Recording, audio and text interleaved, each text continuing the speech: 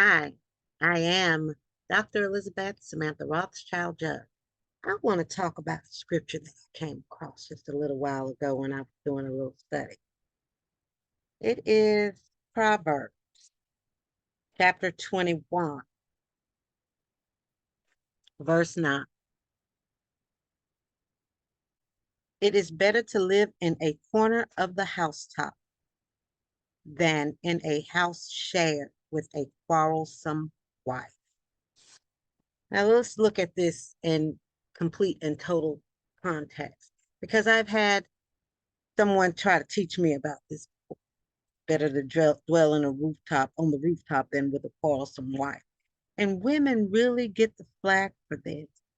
But when we take it into a full context, to be just anyone in the house, someone who's quarrelsome, be it a man or a wife or a husband, children, sisters, brothers, parents, uncles, aunts, friends, roommates, other types of shared quarters.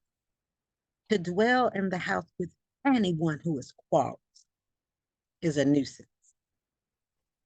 It is better to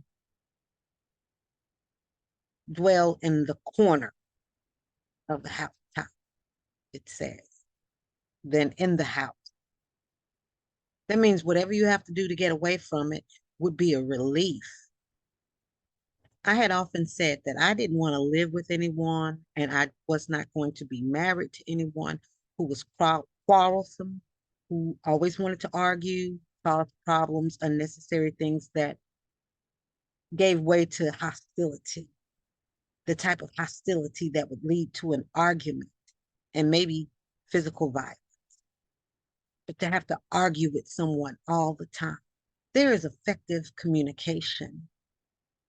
And it is better to not live with someone with whom you have to argue all the time than to live with them, no matter where you have to be. So I was looking around and I'm waiting for the move-in date for my home, which is some time away in the next month or so, 2 months, I think.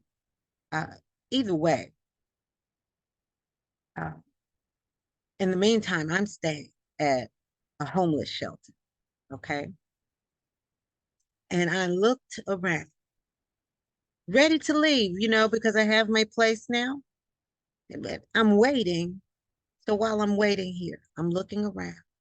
And I would much prefer to be at a homeless shelter than to have to abide in the same house with someone who is quarrelsome, always wanting to argue, starting a fuss about everything, fussing about unnecessary things.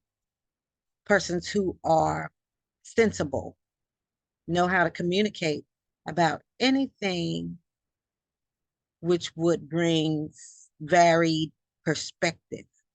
See, it's not about disagreeing.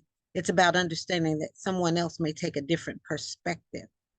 When people say agree to disagree, that's still quarrelsome. I don't agree to disagree. What I do is understand that someone else's perspective may be different from mine and expect them to understand that my perspective is different from theirs. And then we can leave the subject topic alone. But to be with someone who wants to just argue, and no matter what you say to deter the argument or diffuse the situation, they continue to be quarrelsome. It's better to be in the corner of a rooftop.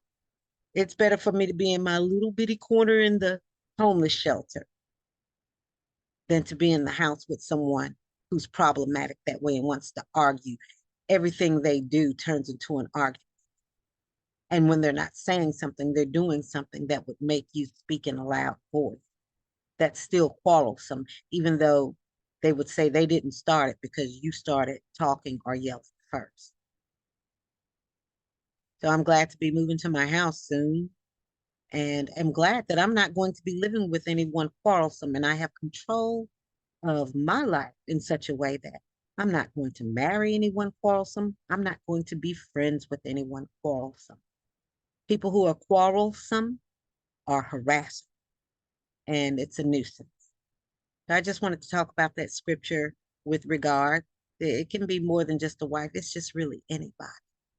Proverbs 19 and 9. You all have a great evening.